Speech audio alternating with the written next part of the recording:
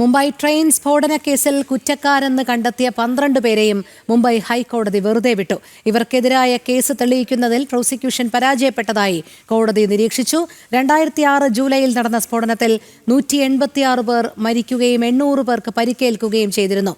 കേസിൽ അറസ്റ്റ് ചെയ്ത 12 പേരെ 2015 ഒക്ടോബറിലാണ് കീഴ്ക്കോടതി ശിക്ഷിച്ചത്. ജിഷ്ണു കൃഷ്ണൻ ചേരുന്നു. ജിഷ്ണു, മുംബൈ ട്രെയിൻ സ്ഫോടന കേസിൽ കുറ്റക്കാരെന്ന് കണ്ടെത്തിയ 12 പേരെ മുംബൈ ഹൈക്കോടതി എന്തെല്ലാം നിരീക്ഷണങ്ങളുടെ അടിസ്ഥാനത്തിലാണ് വെറുതെ വിട്ടിരിക്കുന്നത്? 2006 ജൂലൈയിൽ മഹാരാഷ്ട്രയിൽ നടന്നിട്ടുള്ള ട്രെയിൻ സ്ഫോടന പ്രക്രിയയിൽ വിചാരണ കോടതി കുറ്റക്കാരാണെന്ന് കണ്ടെത്തിയ 12 പേരെയാണ് ഇപ്പോൾ മുംബൈ ഹൈക്കോടതി വെറുതെ വിട്ടിട്ടുള്ളത്. 2020 മുംബൈ ഹൈക്കോടതി പ്രത്യേക ബെഞ്ച് രൂപീകരിച്ചത് കഴിഞ്ഞ ഒരു വർഷത്തോളമായി കേസിൽ വിചാരണ പ്രത്യേക ബെഞ്ചിന് മുന്നിൽ നടക്കുകയായിരുന്നു. ഏറ്റവും ഒടുവിൽ ഈ കേസ് തെളിയിക്കുന്നതിൽ പ്രോസിക്യൂഷൻ പൂർണ്ണമായും പരാജയപ്പെട്ടു എന്ന നിരീക്ഷണത്തോട് വിചാരണ കോടതി 12 പേരെയും ഹൈക്കോടതി ഇപ്പോൾ വെറുതെ വിട്ടിട്ടുണ്ട്.